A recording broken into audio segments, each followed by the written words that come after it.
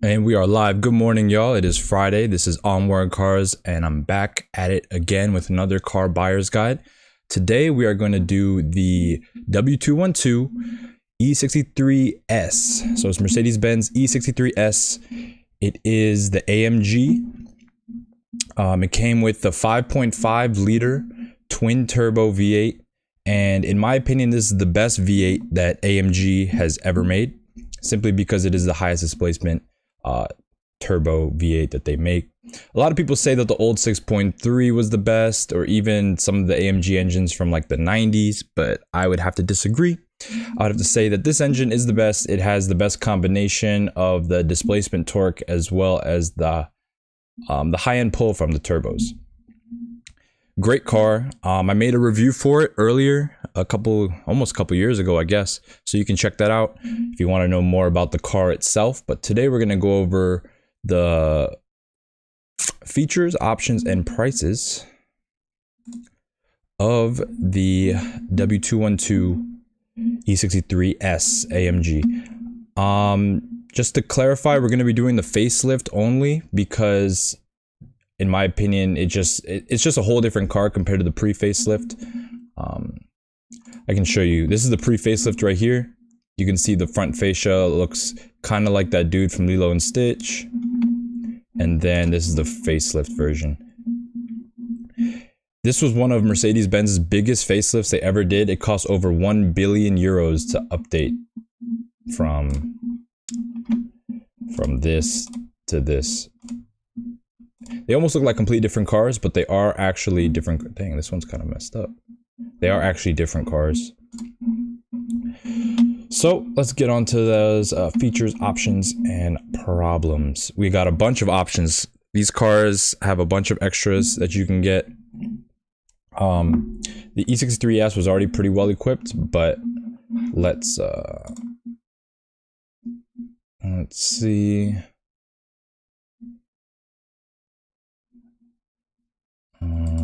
Sorry, y'all, give me 1 second. I gotta bring this up.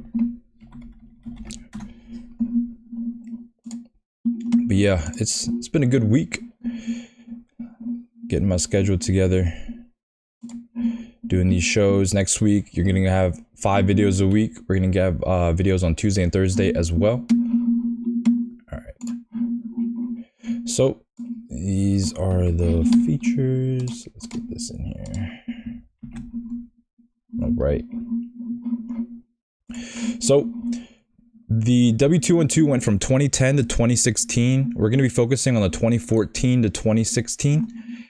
So for the pre-facelift cars, they had 549 horsepower and 531 pound-feet of torque. For the facelift cars, they had 577 horsepower and 590 pound-feet of torque. A huge bump. Another reason why we're going to be looking at facelift cars today specifically, because they're just so much better in terms of performance and, in my opinion, exterior looks as well. The interiors are actually pretty similar compared to the pre-facelift to the facelift, but the exterior and the powertrain is what makes it different. Both had the MCT 7-speed transmission. It is not a dual clutch, but it is not an automatic. It is a wet multi-plate clutch instead of a torque converter. So it's different than a dual clutch in the sense that the car actually rolls when you let off the brake and you're sitting from a standstill. The car will actually roll forward like an automatic, but it does not have a torque converter. As I mentioned before, this is the largest displacement V8 bi-turbo engine from AMG, which is why, in my opinion, it is the best.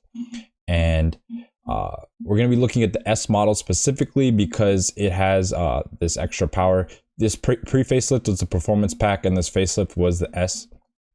The performance pack pre-facelift matches the facelift regular standard S.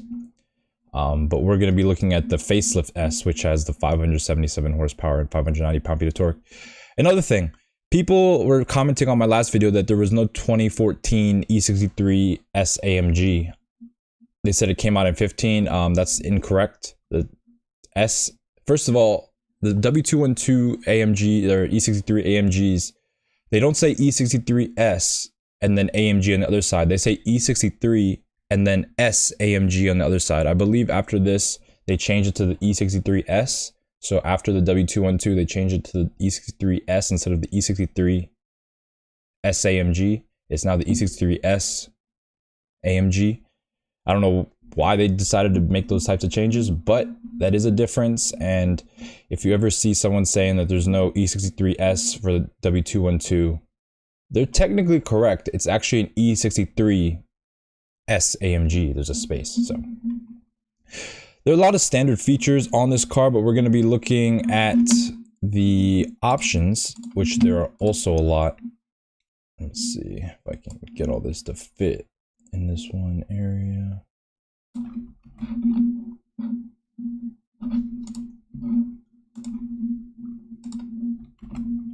All right.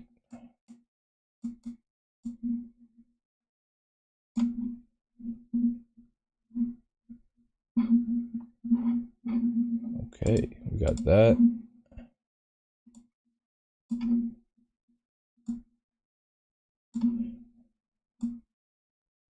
Sheesh. All right.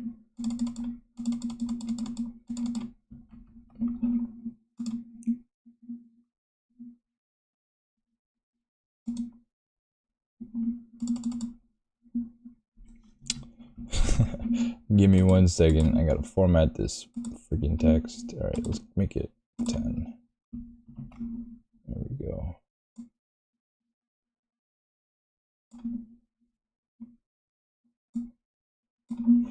All right, bet. We're in business. All right, cool. So these are all the options you gotta look out for. There's a lot of options for these cars. It is Mercedes. Come on, man. There we go. Are you freaking serious right now? All right, give me 2 seconds. All right. So you want to look for the power tilt sliding panoramic sunroof. You want to look for the AMG performance steering wheel. These are all options I think you should have. Night view assist, not really that necessary. It's just night vision. 19-inch AMG twin 5-spoke forged alloy wheels. Definitely want those. Rear entertainment system, you don't really need. That's kind of like almost like a VIP option. You don't really need the rear entertainment system. Bang & Olufsen, you definitely need the Bang & Olufsen. And when you're speccing cars, especially like these, you want to get the best sound system. There's no really any point in getting a lesser than best sound system when you're getting the top of the line model. Heated rear seats, oh, for the wagon only. Oh yeah, I forgot to mention, this comes in a sedan and a wagon variant. The wagons are super desirable. We're going to look at a couple wagons, but they do command like a large premium. AMG carbon ceramic brakes, you don't really need those. $9,000 only for the S model. Again, you don't really need carbon ceramics. Carbon fiber trim, definitely want to get as much carbon as you can on this car. That'll add to the resale value, so definitely want to get the carbon fiber trim. Carbon fiber engine cover, not as necessary, but you can still get it. AMG night styling, this is going to be the black trim as opposed to silver trim. I definitely recommend getting that as well. Rear side airbags, I did not know that was an option. Okay, rear side window blinds. So those are the side window blinds. You can get those as well. I believe it comes standard with the rear window shade. Split view, not really sure what that is. AMG illuminated door sills, standard on the S model. So it should come with all the models we're going to look at today, because we're only going to look at S models. Chrome door lock handle inserts, not really that necessary. Wheel locks, sure. Comfort box for sedans only. I believe that's something that is in the trunk and it folds down. So basically you open the trunk and it like folds down from the trunk. It's like a little tool kit. And oh man, what? All right, we're gonna have to re-put this in here. I got y'all though. Don't worry. Watch this. Boom. Wow, I'm a genius. Perfect. All right, cool. Now these are the packages. We have the lane tracking package, which has blind spot assist and lane keeping assist, kind of like just a driver's assist package. I'm not a big fan of driver's assistance packages. I don't like the interference when I'm trying to change lanes and it's like bumping me between the lanes. But if you are a bad driver, you can option that package. Then you have the drivers. All right, so that's different than the driver's assistant package. Excuse me. Now we're gonna get to that later. AMG surround view camera package. Definitely recommend getting the 360 camera. It's always good to have. It makes it easy to park. It also makes it easy to sell. It's a really good option. Driver assistance package, different than the lane tracking package. This one has Distronic Plus, brake and steering assist, pre-safe plus, it's basically pre-collision, active blind spot assist, active lane keeping assist. This is what I don't like. It's a good option to have in terms of resale, but I just don't like it. If I had a car, every car that I've had with driver assistance package, they turn it off. Exterior carbon fiber trim package, you got the Euro package 1 and 2. I definitely recommend looking into getting cars with the entire carbon fiber trim package, either 1 or 2. Obviously 2 is going to be better, but 1 is there too. And then for the paint, there's so many paint and upholstery options for these cars. I'll just run through them real quick. We got black, polar white, obsidian black, metallic, dolomite, brown metallic, indigo blue metallic, steel gray metallic, iridium silver metallic, palladium silver metallic, diamond white metallic, lunar blue metallic, diamond silver metallic, cardinal red metallic, Dezino, mocha black, Dezino graphite, Dezino mystic brown, Dezino magno allanite, gray, Dezino magno cashmere, white. And for upholstery, we have black Napa leather, silk beige Napa leather, ash gray leather, Dezino sand, Dezino platinum white, Dezino saffron beige, Dezino mystic red, Dezino amaretto, Dezino auburn brown, and Dezino light brown. I would recommend trying to find a Dezino package car just because the leather is going to be higher quality, but they do command a premium and they are a lot rarer than just standard option cars. Dezino, they have a special leather design. It's like you'll be able to recognize it. Plus, you know, that's a big selling point. So they'll definitely be mentioning that in the description. Let's see. Problems. These cars are actually pretty reliable for what they are in terms of being a high performance hot V AMG sedan. But they do have some issues that you should be aware of. Let's make this a little bit bigger. All right, so first of all, the timing chain. This is more affecting the pre-facelift cars, but they do affect the facelift cars as well. There have been instances where people go to start their car in the morning and it's cold and they do hear timing chain noise. These are the tensioners combined with the timing chain stretching. So there's a little bit of extra slack on the chain and it's rubbing against the sides of the crankcase as well as the tensioners. That is what you're hearing in the morning when it's cold. Usually this goes away. This is a issue that happens with most timing chain cars. As they get older, the timing chain stretches a little bit and it starts to rub in places that it didn't rub before. And then as the car heats up, the tension builds back up in the chain and then it doesn't have as much slack. If your timing chain is making noise all the time, that means it's just stretched but beyond the tensioner's ability to correct, and you got to redo the timing chain, which is a big job. Obviously, you want to make sure that the spark plugs and coils are good on these cars. There's a lot of issues in terms of misfiring with these cars. Again, they're high strung AMG V8s, so you got to make sure that the plugs and coils are good. For a non-tuned car, they recommend spark plug and coil interval changes of 40,000 miles, and it only gets less than that the more tuned you have, or the more tuned you have the car. I've seen it as low as 10,000 miles if you're running a super aggressive tune on the car. You want to look out for valve cover leaks. There's like a coolant vent hole or something in the valve cover that has, basically, if you don't seal the valve case right, it can leak out of this vent hole. And so a lot of times people think that the valve cover is leaking, but it's really coming out of the vent hole. And you do have to reseat the valve cover to make that leak go away, but it's not as bad as like an actual valve cover leak. You're just leaking coolant and not oil, but it is still a leak. Injectors, you want to make sure your injectors are good. If your injectors aren't performing, you can't get enough fuel, and you're gonna lean out your car, and that's always bad for an engine, especially a high strung one. It cannot be lean at all. Coolant hoses, anything from, you know, this is still like early 2010s technology, so these are prone to become brittle and denigrate with the heat and age. So you just want to make sure that the coolant hoses are good. They're pliable, they're not too brittle. Rusty subframes. This has been a problem that's been coming up recently, especially with the rear subframe. It's just the way it's designed. There's little pockets where dirt can build up, and then that dirt can hold moisture, and basically there's like areas on the rear subframe where debris can collect and basically rust out your subframe.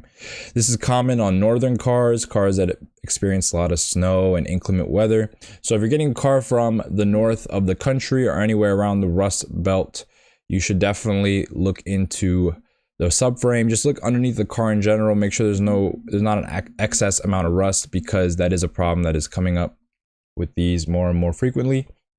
You also want to make sure that the engine and transmission mounts are good. These cars have a lot of torque, 590 pound-feet of torque. It's a lot of twisting action going through the frame and through the bush or through the mounts. So you want to make sure that the engine, when you rev it, doesn't rock too much. You want to make sure there's not too much vibrations from the transmission tunnel area. You just want to make sure it's a smooth operating drivetrain. Also with these cars, suspension and bushings are going to go really fast. This car is a heavy car. I forget how much it weighs exactly. Let me look it up. 2014 E63 AMG weight. It is a heavy car, so you're gonna run through suspension parts. 4,400 pounds to almost 4,700 pounds. I believe the 4,700 pounds is gonna be the wagon, but 4,400 pounds, it's a heavy car. High performance heavy cars are gonna go through suspension bushings like crazy. Also go through tires, especially front tires. This car is heavy, and especially with the 4MATIC version, you're just pushing the front wheels whenever you make any turn. You're going to be oversteering a lot unless you get on the gas, and quickly, or understeering a lot unless you get on the gas, and it quickly changes the oversteer. But it is a heavy car, so when you're looking at these used, definitely see the tires, make sure they're not worn unevenly. Sometimes on cars like these, it'll look good on the outside of the tire, but on the inside, it'll be way more worn and almost on the threads, when on the outside of the tire it looks good. So make sure to put your hand all the way on the inside of the wheel, feel the treads, and then drive the car slowly. You're going to be able to feel and hear more suspension issues going at slow speeds than high speeds.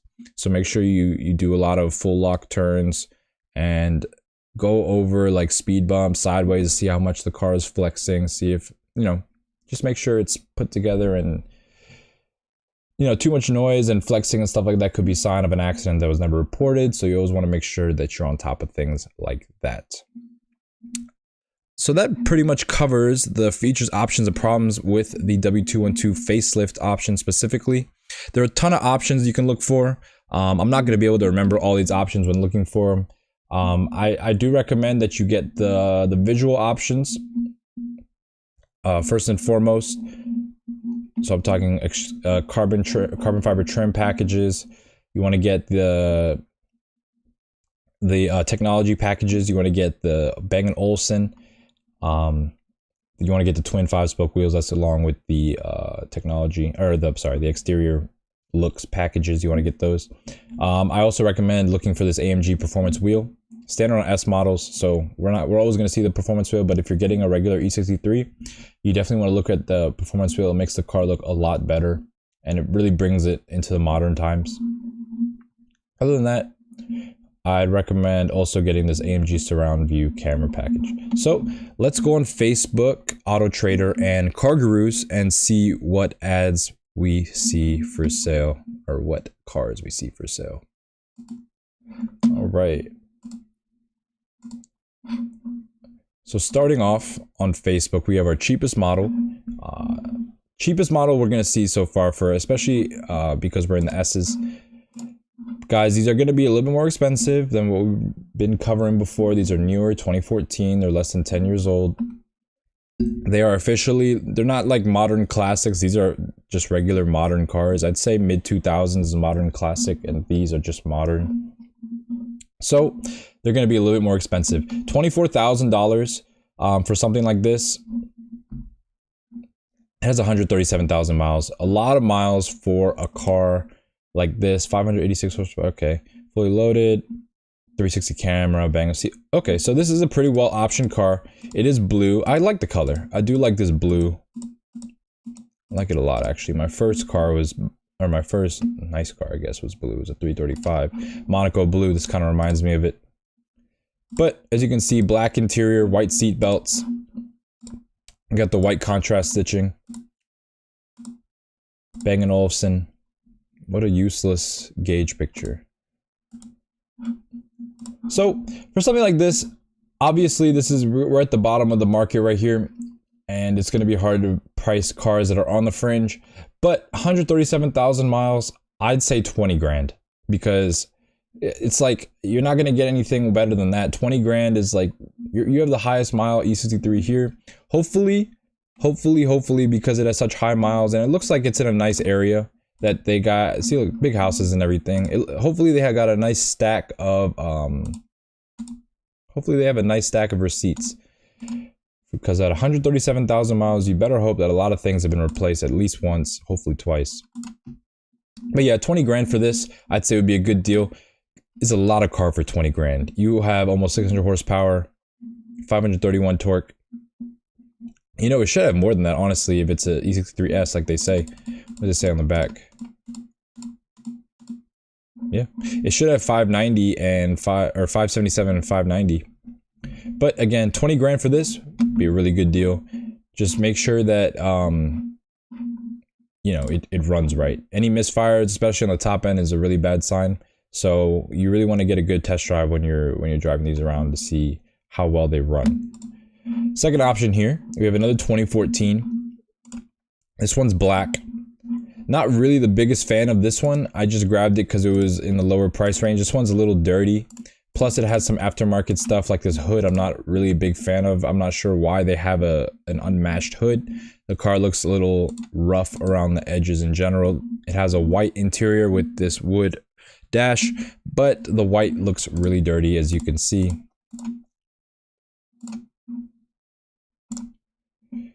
Not much info. The car needs nothing, has some modifications. PM for info. 101,000 miles for 28. Yeah, I'd say this is probably, I'd be closer to the 21 or 22, simply because it has lower miles. It's almost 40,000 miles less than the other one, but it does have some modifications. So 21, 22 is where I'd be at. I know it's a lot lower than what they're asking for here. And, you know, the prices on these may be starting to climb because of the hype. But I'd still say 22 for something this rough. It looks really beat, and it has some aftermarket modifications, which I'm not a big fan of. Third ad here, we got a 2014 again, 101,000 miles again, but they're asking 32. This one's a little bit cleaner. Extensive dealership maintenance, which is always good as well. That means you're going to have a large stack of expensive repairs. You want to make sure that basically all the repairs that they talk about are accounted for, and the more expensive the repair is, usually the, you know, the higher quality of the repair, obviously on a sliding scale. The price doesn't really matter in a vacuum, I guess. Like, work is work, but the more official the stack of papers is, the better you can resell the car when you sell it in the future.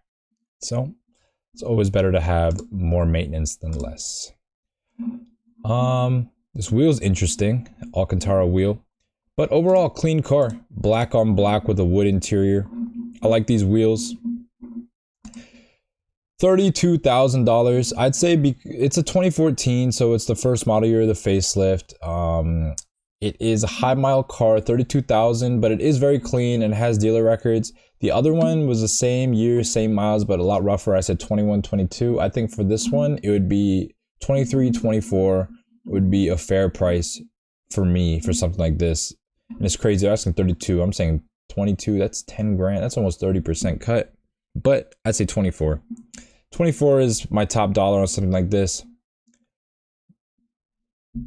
I'm starting to get a bad feeling because, like, I feel like these are a lot more expensive than what they were when I was looking at them last time. That was years ago. So they might be actually going up. But I'd say 24, maybe 25, just because it's super clean and it is a spec that I personally like. All right, moving on, we have a silver on black car with the panoramic roof.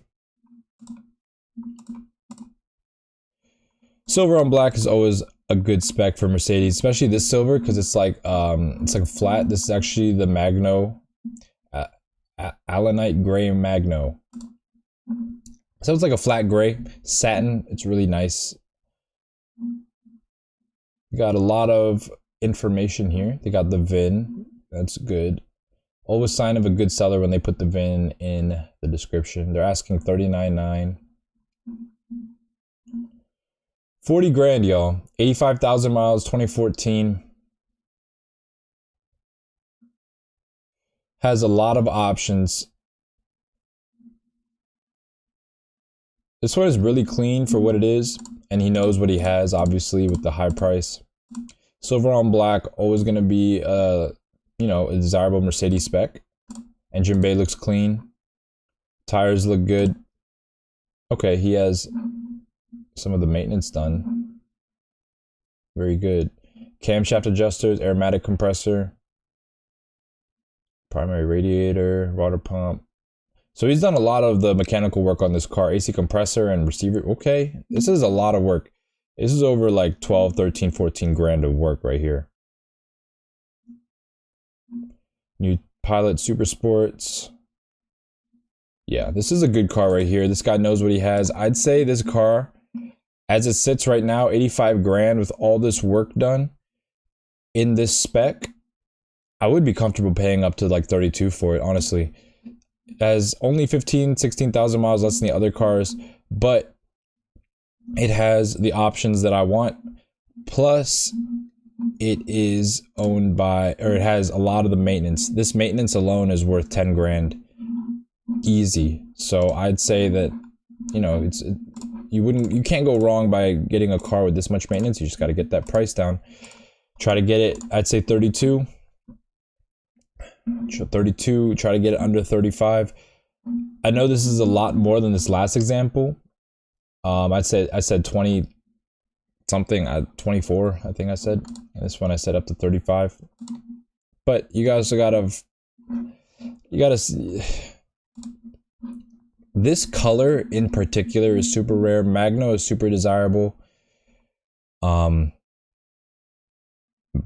yeah, 32 is what I pay for this, simply because of the effort the guy put into the ad. So this is a learning lesson. If you're making ads, right, you want to put as much information as possible. Make it as easy as possible to buy. That way you don't, you know, shoo off any potential customers before they even talk to you.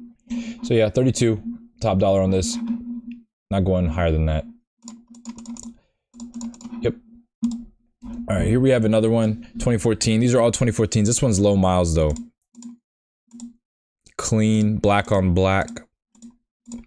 58,000 miles. They want 41. See, I don't get how this one wants 40 and this one wants 41. I'd say this is worth 35 to 36. Simply because of the low miles.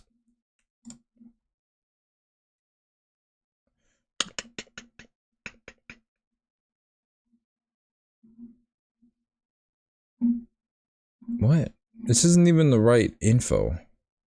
Cashmere white? Cashmere white? Is that the name of a black trim? Cashmere white.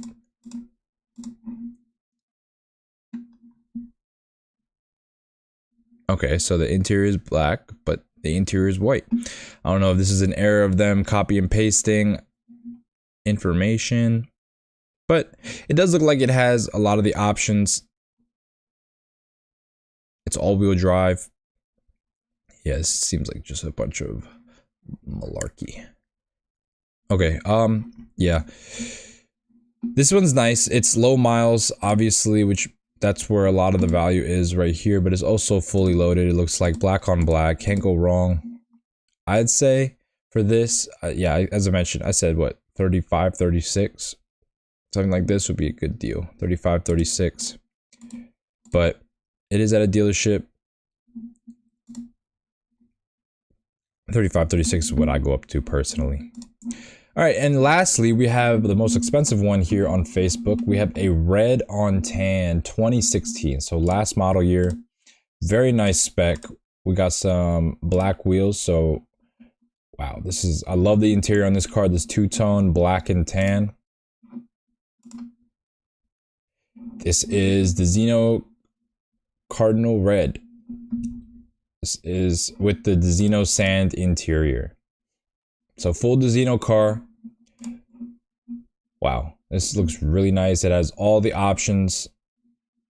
This is one of the nicer cars you're gonna see today, y'all. Red, rare color. clean. He even has underbody pictures where the underbody looks spotless. It's crazy. Has the carbon fiber engine cover option. Pretty much all the options, y'all.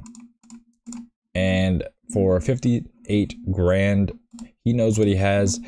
I wouldn't be comfortable paying more than 45 for this, because 53,000 miles, I think 45 would be a really good deal.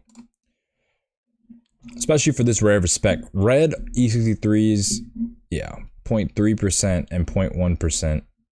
So, what's 0.3 times 0.1? 0.03. 0.03%, which is 0.0003 out of 1. That's crazy. That's crazy. All right. Yeah, 45 for this. As I mentioned before, this, look, he even did the no tune, no abuse, bone stock, KW springs, so it's on lowering springs, has big brake upgrade, catted downpipes, and a JBL spare tire sub, and then full Euro headlights. So all the good upgrades. This is such a nice car, y'all. If you really want the nicest of the nicest, what you should get. But as I mentioned, 45 grand is what I go on a car that's spec'd out to this level. Moving on to Auto Trader, we have our first car, which is a 2014 E63S with 94,000 miles. They want 33 grand. They're not too far off. It is a silver on black car with the carbon fiber trim. I do like the carbon fiber interior trim. It's a very good option to have. Makes the car just seem a lot more, you know, high quality and high performance. Silver on black, you know, standard Mercedes trim. Also has the carbon fiber engine cover. Let's see. For 2014, 94,000 miles, I'd be comfortable paying something like 24, 25. What did I say for this one? This one, I'd said 20. Yeah, and this one,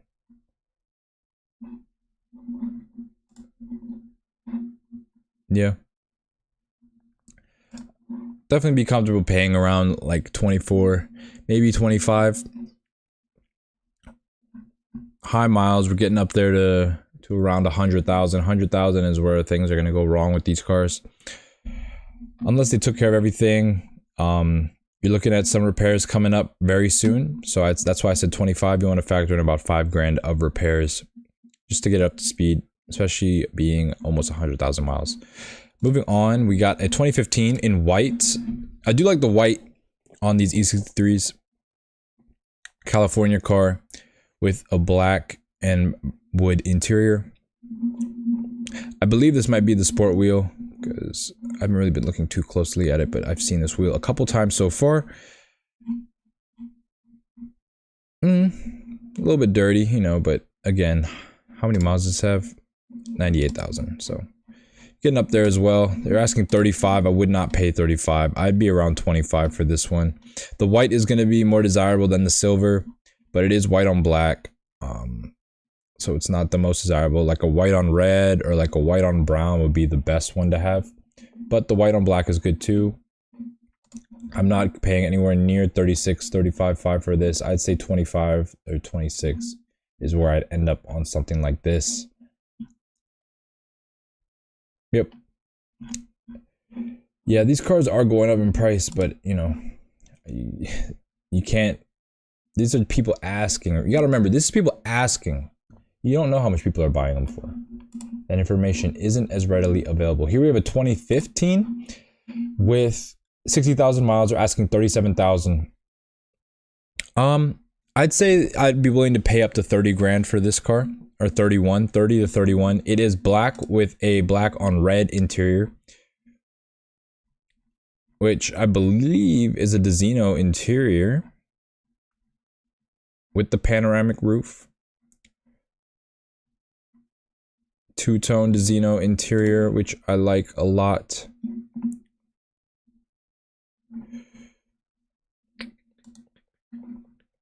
Yep. 37,000, 60,000 miles. I'd say 30 to 31 would be what I pay for this one. This one is pretty well optioned. In terms of the rarity and the color, black on red is always going to be really cool to have, especially this dark red. And what was the trim on it? It's that black. It's like piano black. Not the most desirable trim. If it was carbon fiber, that would be even better. But piano black is good too. In my opinion, I'd prefer piano black over the wood. So yeah, 30-31 for that one. Here we have a wagon in Dolomite Brown.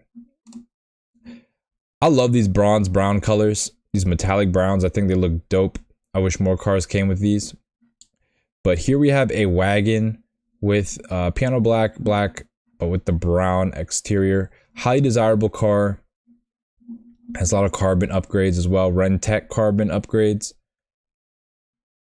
Got upgraded wheels. Not sure how I feel about the gold wheels, but the stance is nice. They want 45 grand for this. 81,000 miles. You know, the wagons do command a premium.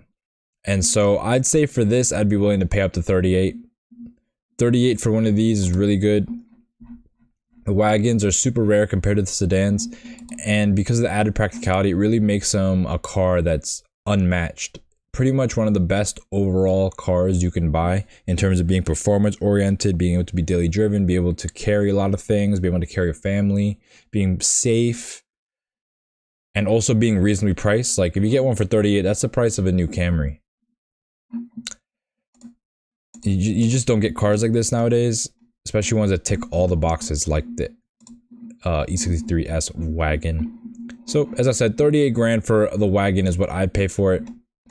Wagons are highly desirable. And we have another wagon here, a white wagon. This one's a little bit more, how do I say?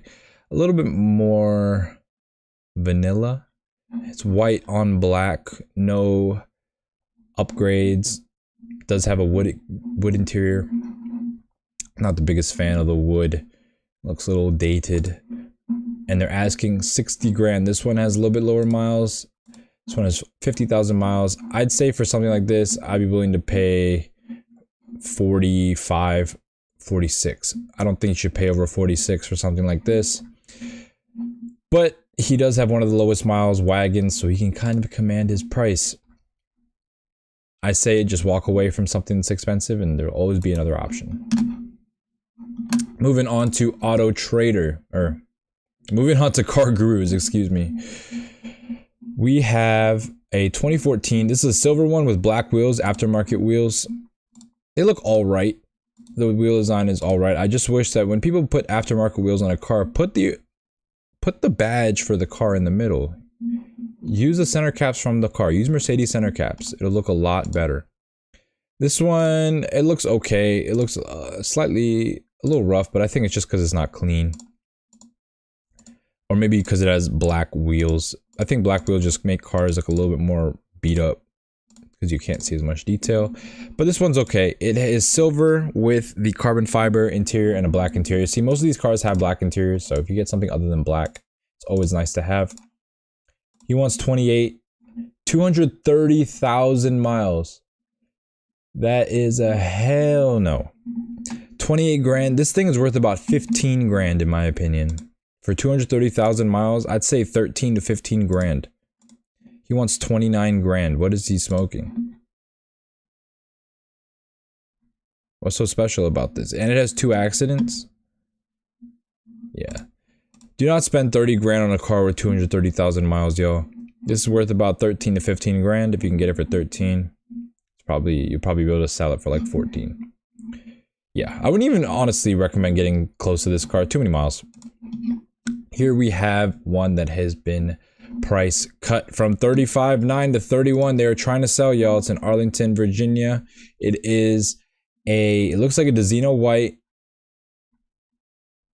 Dezino white on Dezino red. Spec is nice. It looks like it has been through a lot though. These seats look pretty worn. Even the back seats look worn. This car has gone through a lot, but white on red's always going to be a top spec and will always command a premium price. For 103,000 miles, I'd be willing to pay around 25 just because of the spec. but 25 is as high as I'll go for something like this. This is the Xeno White, as I mentioned before. That means it is the, I guess, satin white. I wouldn't call it a matte. It has some shine. It looks a little wet, but it's not full gloss or metallic. Satin white on the Xeno Red. It might even be a Xeno White. I'm not sure. But 25 is what I pay for something like this. All right, here we have a 2014. They want 40 grand. It's a little bit high up there, but as you can see, he has done some mods to the car, so maybe he has some mods that are worth the price. I do like the stance on this car. The wheels look okay, but as I mentioned before, put the Mercedes center caps. That rear spoiler is not really doing it for me. The stance is nice though. He has upgraded brakes. Or actually, no, they don't upgrade brakes. I'm lying. Got the diffusers. I just like the stance in this car. It's the only thing that really it has going for itself.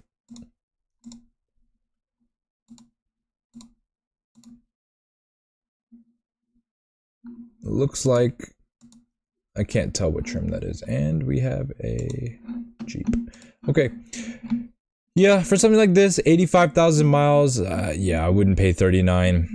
I'd be in the high 20s. I'd be around 28, 29. I don't even want to pay 29. Maybe 27, 28. Because something like this is just like... I would need the stock wheels too. If I were to be paying 29. They need to come with the stock wheels. But yeah, this also has accident damage. Oh no, it doesn't. That was a previous one. Let me know what you guys think about these wheels. I don't know if I like them or not. Moving on, we have a clean example. This is a 2014 as well for 44 grand, 33,000 miles. Not many miles on this car at all, meaning it has been sitting a lot of its life, but at the same time, it's going to be super clean. No interior photos, which is kind of dumb. You can't really tell much about it. Low miles, very low miles. I'd say 40 grand. 40 grand. They're not far off. And then finally, we have the most expensive one on Car Gurus. $64,000. This one looks really nice, actually. Spec'd really well. It's this flat gray, the Xeno gray, with a lot of carbon. Aftermarket wheels as well, but these aftermarket wheels are nice. We have the white interior. I believe it's the Xeno. But gray on white, or silver on white. Very nice trim. Low miles, 35,000 miles, are asking 63. Yeah, the other one, this one was 40. I'd say I wouldn't be comfortable paying more than 44 for this. 43, 44 just because of the carbon. But other than that, yeah, no, 43, 44. Alright, yo. This lowballing session is over. I see, shout out to you, F. I'm not sure who you are, but yeah, it is a beautiful car. I did not see that comment. I gotta look at these comments more. I do not be paying attention during these shows to the comments at all. But yeah, beautiful car, man. Shout out to you, F, for tuning in today. Again, I'm gonna shoot these videos Monday, Wednesday, Friday, these live streams, just because they're easy to do all in one stream of consciousness. I don't have to edit anything, and I can pump out content for y'all. On Tuesday and Thursday, I'm gonna be releasing actual pre-edited content. These are gonna be car reviews as well as car analysis, kind of detailing like different cars and different segments of the car market and whether or not, you know, the market's going up or down, which way is it trending towards, what style of vehicle is becoming more popular, stuff like that. So that kind of wraps up this show. I think next week I'm going to start doing the show consistently around at 10 a.m. So it's going to be from around 10 to 11 as opposed to 11 to 12. Just today I had to get some stuff done in the morning. But yeah, let me know in the comments what cars you want to see buyer's guides for next. If you guys don't leave any comments, I'm going to continue doing cars that I think will be good for the channel. But next week you should expect a car review. I shot a car review of a 3-cylinder Renault Clio when I was in Turkey, and I will be editing that or finishing editing that soon. So you will see that on the channel hopefully by Tuesday. Other than that, you guys have a great weekend. See you on Monday for the next pod class, and y'all have a great weekend. Take it easy and be